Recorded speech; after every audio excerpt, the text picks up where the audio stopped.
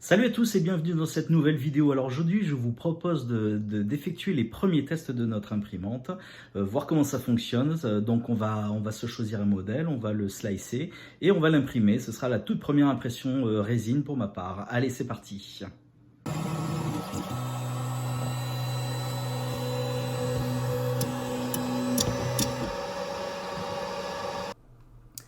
Alors on se retrouve devant un tout nouveau slicer qui s'appelle Shitubox, qui est livré avec la machine en version, enfin c'est la version basique, hein. Il y a la version pro également mais qui est payante. Donc ça va me changer un petit peu des Cura et autres slicers que j'avais pour habitude d'utiliser. Donc c'est nouveau, mais a priori le principe est le même. Le format de sortie n'est pas le même, hein. C'est plus la même extension de fichiers, c'est une extension spécifiquement imprimante à résine. Donc on se retrouve sur une interface 3D qui est ici. Alors donc au niveau des réglages, j'ai défini la Elegoo Mars 3 Pro, elle est dans la base de données, donc en fait elle a des réglages déjà prédéfinis, donc la résolution, la taille d'impression, etc. Au niveau de l'impression, on a donc des paramètres qui sont rentrés par défaut que j'ai modifiés légèrement en suivant certains conseils sur YouTube. Donc bon, l'épaisseur de couche par défaut il est à 0,05, là je l'ai mis à 0,035 microns. La durée d'exposition par défaut elle est à 2,5, je l'ai monté à 3,5 parce que semble-t-il les données constructeurs sont assez optimistes. La durée d'exposition de base, donc la première, c'est la première couche, donc il faut quand même forcer un petit peu. Alors c'était à 40, j'ai passé à 45, 40 ou 30, je vais passer à 45. Voilà, le reste je laisse, on verra ce que ça donne et s'il y a besoin d'améliorer, on modifiera ça. Donc, mais voilà, ce qu'il faut retenir, l'essentiel, c'est que les paramètres sont déjà pré-remplis. Ensuite, eh bien, c'est un petit peu comme à chaque fois, on va dire.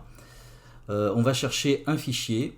Alors, j'ai un certain nombre de fichiers déjà téléchargés. Donc, on va pas chercher une grosse figurine. On va chercher. J'avais téléchargé toute une collection de tanks au 1/200e. Je vais les imprimer au 1/144e puisque j'ai déjà quelques impressions, donc ça va pouvoir permettre de comparer le filament et la résine. Qu'est-ce qu'on va prendre? On va prendre le Hetzer, voilà, que l'on va donc modifier en taille. Alors il est au 1/200e, moi je le voudrais au 144, donc le ratio, le coefficient multiplicateur c'est 138,8, 130, on va dire 139 alors. Voilà.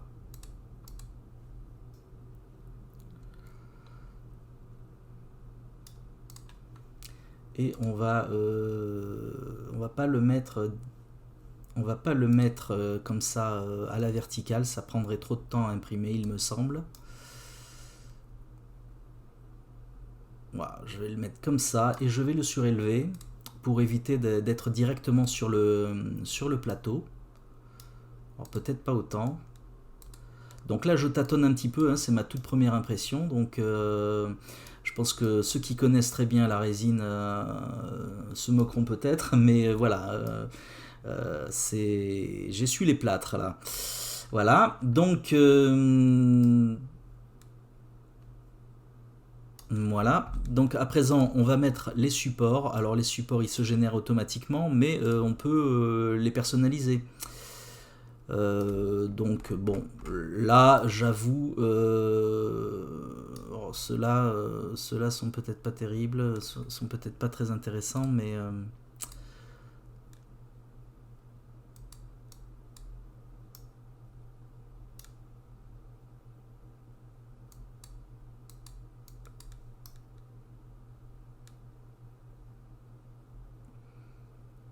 bon, on va le laisser tel quel, et s'il y a besoin, eh bien on modifiera en fonction.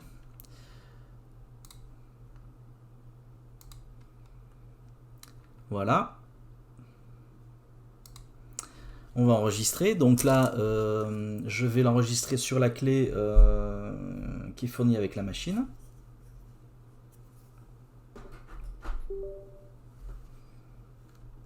Donc voilà, le format des fichiers c'est CTB chez Tubox, ça doit être propriétaire.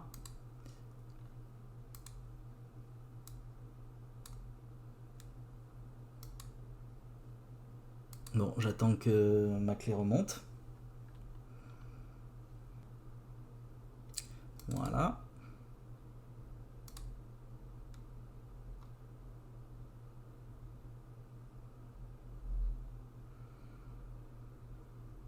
Ok.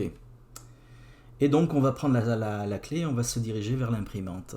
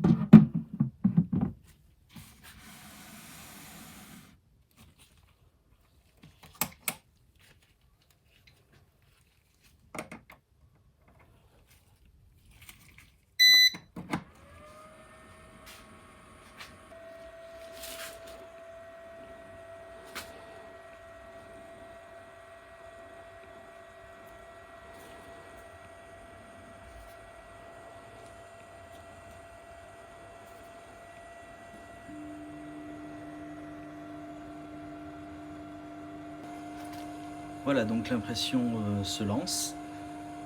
Donc au niveau manipulation de l'imprimante proprement dite, bah, c'est très simple. Alors il est évident que j'ai fait la mise à zéro. Voilà, je ne sais pas pourquoi il bip.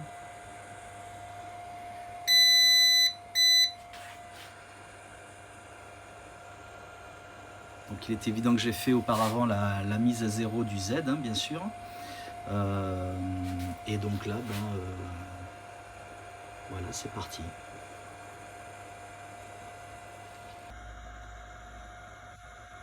Donc là déjà on peut constater que l'imprimante est quand même relativement bruyante. Le ventilateur on l'entend assez bien. Bon après voilà, il ne faut pas l'avoir dans une chambre, mais de toute façon c'est pas recommandé du tout vu que la résine c'est quand même assez toxique malgré le filtre à air. Il est quand même souhaitable de ne pas l'avoir dans une pièce de vie. Mais malgré tout, voilà, le bruit s'entend. Je peux pas dire que ce soit gênant, mais ça s'entend quand même.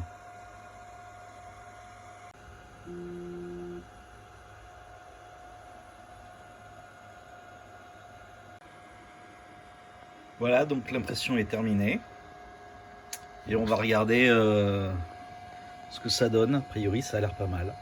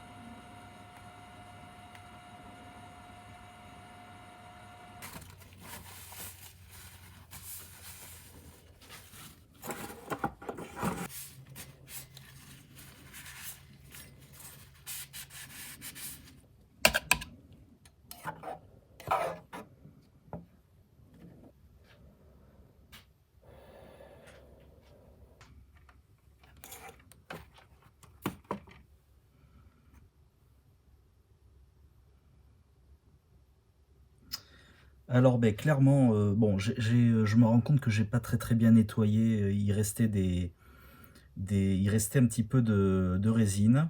Bon, de toute façon, c'est mon premier print, donc faut apprendre. La prochaine fois, je ferai mieux. En tout état de cause, ce que je remarque, c'est que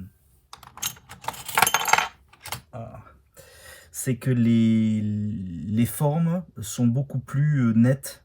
J'avais déjà imprimé ce char à la filament, et ça faisait une espèce de pâté. Il y avait assez peu de détails. Bon, le modèle 3D est pas terrible non plus, hein, mais bon, c'était vraiment pas terrible. Là, ce qu'on constate, c'est que c'est beaucoup plus net, mais vraiment très très nettement. On voit que là, sur le dessus, on aperçoit les petites charnières des panneaux. Et puis, voilà, globalement, les arêtes sont bien nettes. Non, sincèrement, alors le choix du modèle 3D est peut-être pas ultra pertinent, mais ce que j'en aperçois, c'est que c'est franchement pas mal du tout. Les supports se défont très facilement parce qu'en fait, ils sont vraiment sur la pointe. C'est comme des aiguilles en fait.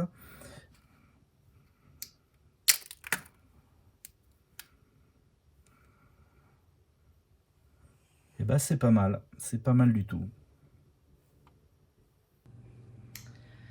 Voilà, donc cette première impression est terminée. Bon, le résultat est bon au niveau de l'impression. En revanche, je pense que j'ai certainement des progrès à faire au niveau du post-traitement.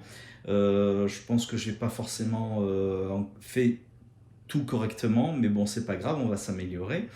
Que dire de cette imprimante résine pour l'instant? Eh bien, en termes de facilité d'emploi, clairement, c'est beaucoup plus simple qu'une filament. Au niveau des paramètres du slicer, il y a très peu de paramètres à prendre en compte. Alors que dans un Cura, il y a des dizaines et des dizaines de paramètres possibles, alors qu'on utilise ou pas, mais en tout cas, on a la possibilité. Là, en tout cas, dans Shitoobox, il y a très peu de paramètres, c'est très très simple. Au niveau de l'impression en elle-même, c'est pareil, c'est très très simple. Après, voilà, la grosse différence, c'est le post-traitement. C'est vrai que c'est quand même c'est assez contraignant. Il faut avoir pas mal d'espace libre. C'est salissant, donc il faut se préparer. Là, j'avoue que je savais qu'il y avait ce traitement, mais j'en avais sans doute pas pris la mesure. Donc les prochaines impressions, j'en tiendrai compte. Voilà, donc je pense que pour une première impression, bon, elle est raisonnablement réussie, sans être incroyable pour les raisons précédemment citées. Je pense aussi que le modèle 3D était pas forcément très très parlant parce qu'il reste très très simple. Donc petit complément sur la vidéo, j'ai donc changé, comme j'étais pas très satisfait du modèle 3D, tant qu'au 200e c'est tout petit, donc il y a peu de détails et ceux qu'il y a ils sont un peu grossiers. Donc j'ai téléchargé un nouveau pack de tanks au 1/100e cette fois-ci, que j'ai diminué pour les mettre au 144e. Cette fois-ci ils sont beaucoup plus fins, beaucoup plus détaillés, et je vous propose de regarder ce que ça donne. Donc ça c'est la première impression, donc avec tous les défauts qu'il peut avoir, c'est-à-dire essentiellement des défauts de nettoyage, hein. On aperçoit en blanc dans les recoins, c'est des restes de résine que j'ai mal nettoyés. Mais on voit aussi qu'au niveau des tailles, il n'y en a pas énormément, hein. Ça reste succinct. Et donc le même, mais à une autre échelle, voilà, à la même échelle, mais avec un modèle 3D différent. Et donc on voit que c'est de suite beaucoup plus net, beaucoup plus fin, beaucoup plus détaillé. Voilà, il est très joli. Ensuite, j'en ai imprimé d'autres. Voilà, j'ai imprimé un petit Stuart ici. Alors, on peut voir, il y a les mitrailleuses, il y a tous les petits détails, le train de roulement qui est détaillé, il est très joli. Bon, la tourelle, c'est pareil, elle n'est pas très très bien nettoyée, hein. Ensuite, j'ai imprimé un petit Puma qui est de toute beauté. On aperçoit donc là les roues, le lot de bord, il est très joli, très joli. Et enfin, j'ai imprimé un B1 bis parce que vive la France, bordel. Et donc lui aussi, il est très beau, hein. On aperçoit le garde-boue au-dessus de la chenille, mais bien détaché. On aperçoit les rivets, on aperçoit cette espèce d'arceau de sécurité qui est bien défini, là à l'arrière. Il est vraiment très beau lui aussi. Voilà, j'espère que cette vidéo vous a plu, et quant à moi, ben, je vous dis à la prochaine. Allez, ciao!